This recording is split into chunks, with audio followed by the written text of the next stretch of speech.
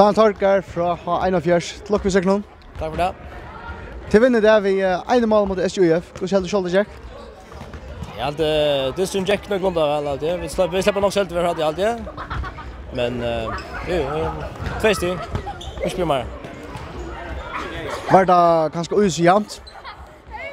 Det var ikke. Det er fyrre av sånn dyster. Altså, jeg har nok så råd til dyster, og det er fyrre av jant.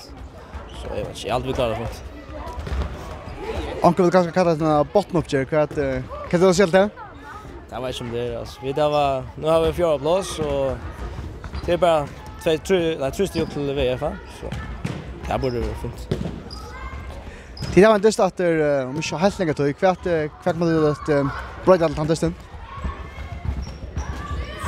Jag vet inte. Det kommer allt annat på kurva spela motor alltså det tackskap blir väl lagt efter kurva spela motor. Jag vet inte. Så när kan brytas det vet jag. En av er jag ska lucka mot SJUF och gå vet nu. Tack för det.